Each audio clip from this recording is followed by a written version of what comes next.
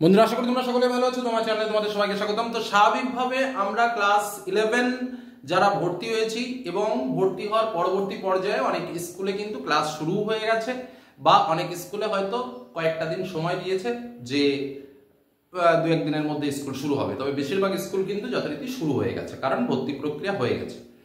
এখন এই মুহূর্তে 11-এ ওঠার পরেই আমাদের সবার মনের ভিতরে একটা সংকেত দেয়, যে সংকেতটা হচ্ছে যে আমাদের 10,000 টাকার একটা রিংটোন বেজে ওঠে, যে কখন আসবে আমার টেলিফোন, অর্থাৎ ট্যাবের টাকা। এবার যে বিষয় সেটা হচ্ছে যে এই ট্যাবের টাকা পাওয়ার জন্য যে প্রথম স্টেপ বা যে প্রথম কাজ, সেটা হলো ক্লাস 11-এ স্কুলে ভর্তির পরে রেজিস্ট্রেশন করা।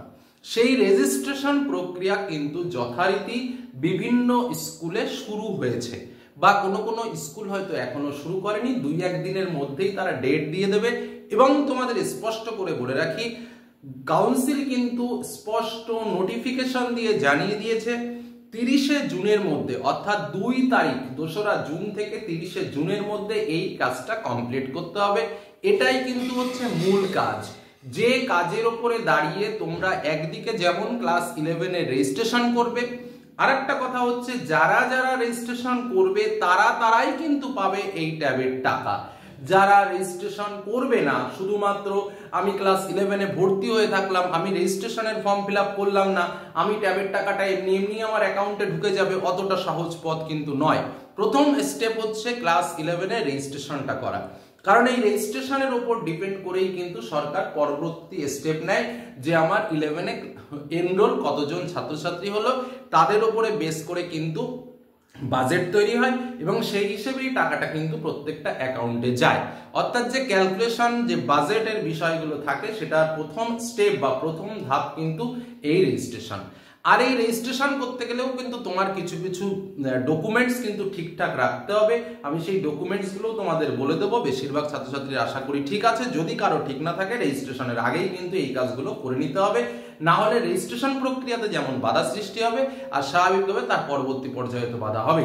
সেগুলো কি কি দেখো, আমি পরিষ্কার বলে রাখি। নাম্বার 1, তোমার আধার কার্ড, তোমার ব্যাংকের পাসবুক অ্যাকাউন্ট, তোমার স্কুলের যে প্রোফাইল, এবং তোমার যেটা অ্যাডমিট কার্ড বা মাধ্যমিকের মার্কশিটে যে নাম দেওয়া আছে, শুধু তোমার নয়, তোমার এবং তোমার বাবার, এই দুটো নাম, মানে তোমার নাম, তোমার ডেট অফ বার্থ, তোমার বাবার নাম, এই 3-4টে, এবং তোমার আধার নম্বর, এই 3-4টে জিনিস যেন এই যে 4টে জায়গা আমি বললাম, তোমার আধার কার্ডে, তোমার অ্যাডমিট কার্ডে, তোমার স্কুল প্রোফাইলে এবং তোমার ব্যাংক অ্যাকাউন্টে যেন সেম থাকে।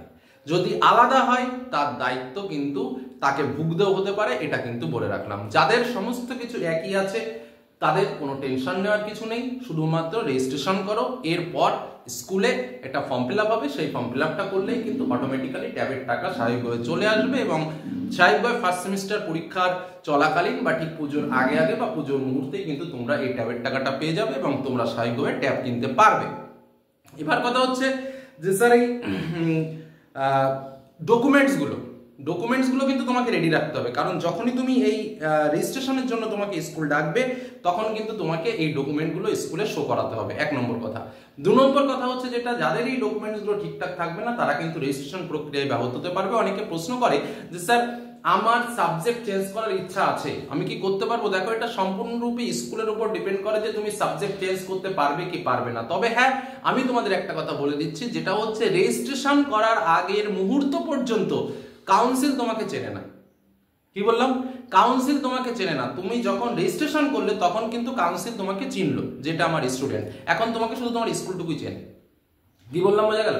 আর রেজিস্ট্রেশন প্রসেস হলো সেই প্রসেস, যে প্রসেসের মাধ্যমে কাউন্সিল তোমাকে চিনবে যে এ আমার স্টুডেন্ট, ক্লাস 11-এ পড়ছে, এর জন্য প্রশ্ন করতে হবে, এর জন্য রেজিস্ট্রেশন সার্টিফিকেট বের করতে হবে। কারণ রেজিস্ট্রেশন সার্টিফিকেটটা কিন্তু তোমরা ঠিক ফার্স্ট সেমিস্টার পরীক্ষার আগেই কিন্তু পেয়ে যাবে। কি বললাম, বোঝা গেল? আর স্বাভাবিকভাবে এর উপরে দাঁড়িয়ে কিন্তু যে ট্যাবের টাকার যে ক্যালকুলেশনের কথা বললাম, আমি সেই টাকাটার কথা বলছি, যেটা কিন্তু দিতে হবে। এবার হচ্ছে এই রেজিস্ট্রেশনের জন্য কিন্তু স্কুলে কিছু টাকাটা দিতে হয়।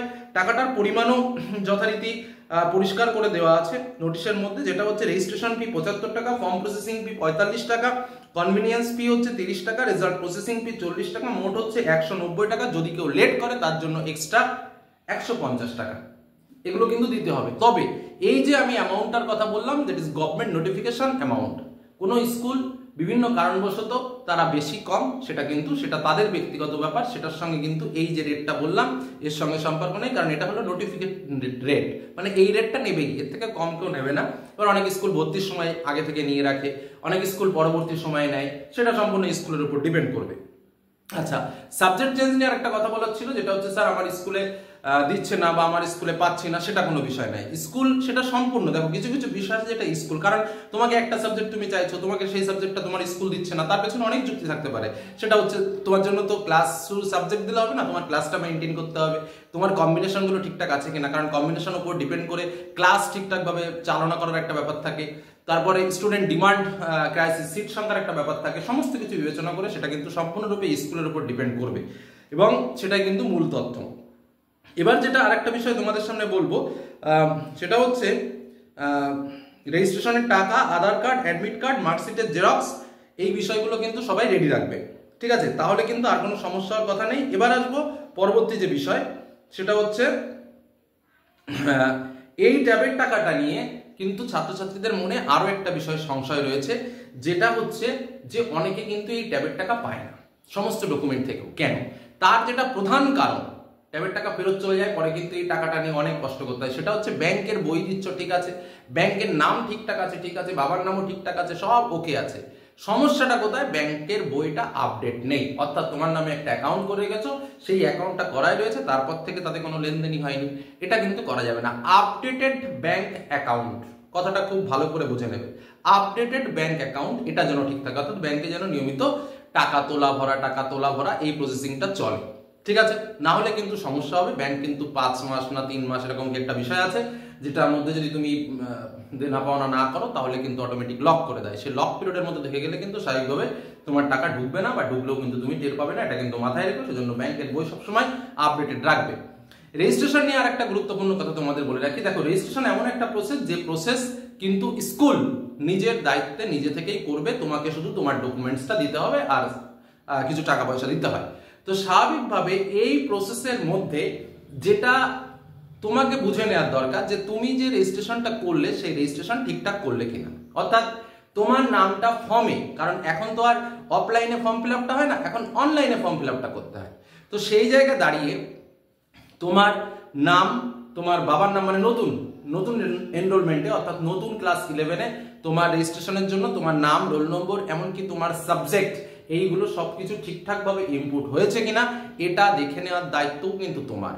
সেটা স্কুল থেকে বলো, সেটা যেভাবেই হোক, সেটা কিন্তু তোমাকে দেখে নিতে হবে, কারণ এই ক্ষেত্রে যদি কোনো ভুল হয়, ক্লারিক্যাল মিস্টেক হয়, সেটা কিন্তু তার জন্য যে কষ্টটা সেটা কিন্তু তোমাকেই করতে হবে। যার জন্য তোমার নাম ঠিকঠাকভাবে ইনপুট হয়েছে কিনা, তোমার বাবার নামের স্পেলিংগুলো ঠিক আছে কিনা, তোমার ডেট অফ বার্থ ঠিকঠাক আছে কিনা, এগুলো কিন্তু সঠিক ইনপুট হয়েছে কিনা, সেটাও কিন্তু তুমি তোমার মতো করে দেখে নেবে যে তোমার সমস্ত কিছু ঠিকঠাক আছে কিনা।